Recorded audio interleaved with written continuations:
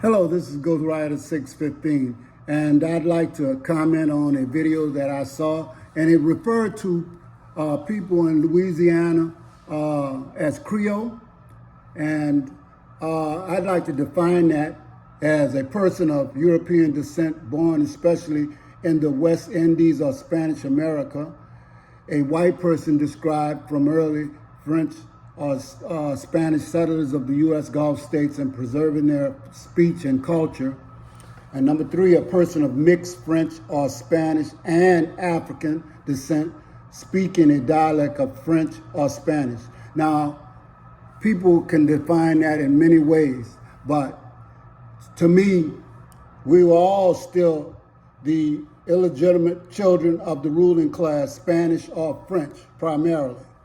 And it also referred to me as a people we used to call passons blanc, a common phrase that referred to those who passed for white within the Louisiana Creole and Cajun French-speaking communities. And from there, I'd like to go to the boule, which were the elite blacks that sometimes sell out our black Americans, okay? This is not to actually disgrace nobody, but we always can have a different narrative and a different outlook on a group of people or person. You may look on one group of people as, you know, being almost a kindergarten. Then somebody else that might have been disenfranchised may see it a different way. So don't take it personally. But some people saw the boule as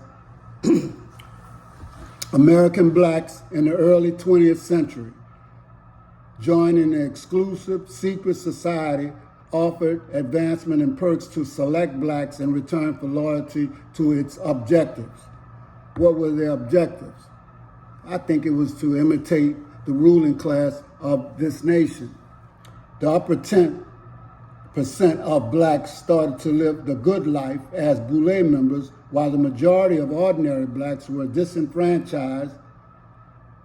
So to me, it's almost like being a Creole, because your skin color and the fact that you were actually more readily viewed as the progeny of the ruling class, because most people could see it in you, the Spanish and the French blood. And so that in itself was a division to black people. But as I get ready to close, I'd like to share something else with you. And this is from Carol Randall Williams. And she says, you want a Confederate monument? My body is a Confederate monument. The black people I come from were owned and raped by white people I come from. Who dares to tell me to celebrate them? I have rape-colored skin. My light brown blackness is a living testament to the rules, the practices, and the causes of the Old South.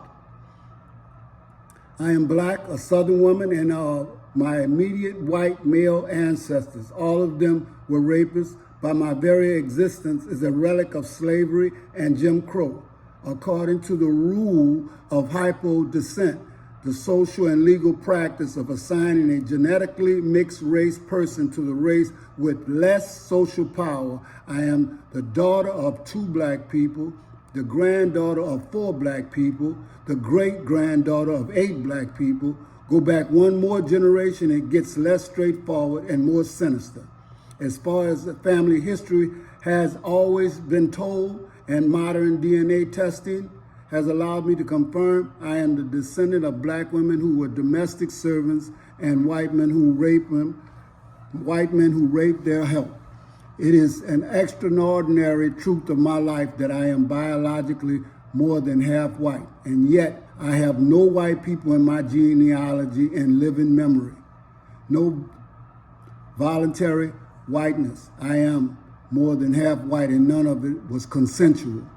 White Southern men, my ancestors, took what they wanted from women that they did not love, over whom they had extraordinary power, and then failed to claim their children.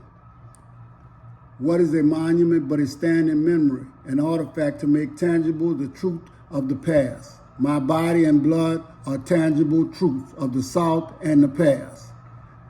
You cannot dismiss me as someone who doesn't understand. You cannot say it wasn't my family members who fought and died. My blackness does not put me on the other side of anything. It puts me squarely at the heart of the debate. I don't just come from the South. I come from Confederates. The Grand Dragon of the Ku Klux Klan, the man from whom Selma's bloody Sunday Bridge is named. So I am not an outsider who makes these demands. I am a great-great-granddaughter.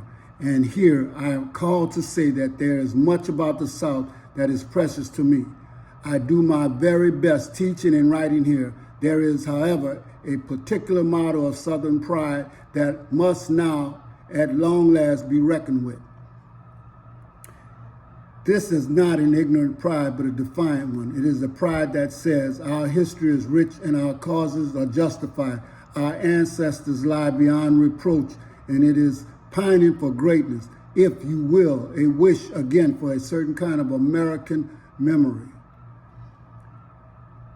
Our ancestors don't deserve your unconditional pride. Yes, I am proud of every one of my black ancestors who survived slavery. They earned that pride by any distant person's reckoning. But I am not proud of the white ancestors whom I know by virtue of my existence to be bad actors. To those people, it is my privilege to say I am proof that whatever else the South might have been or might believe itself to be, it was and is a space whose prosperity and sense of romance and nostalgia were built upon grievous exploitation of black life. The dream version of the Old South never existed. Any manufactured monument to that time in that place tells half a truth at best. The ideas and ideals it purports to honor are not real. To those who have embraced these delusions, now is the time to re-examine your position. Either you have been blind to a truth that my body's story forces you to see, or you really do mean to honor the oppressors at the expense of the oppressed.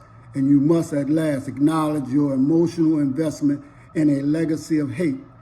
And while I do not hate any segment of Louisiana's population or culture, we do have to look at there were divisions, and Creole was one part of the society that was a division for most black people.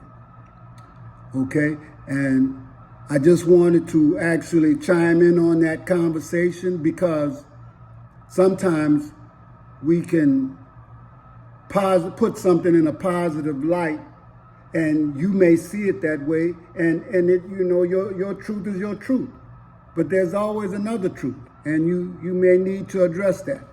So this is Ghost Rider 615 commenting on the Creole version of Louisiana society.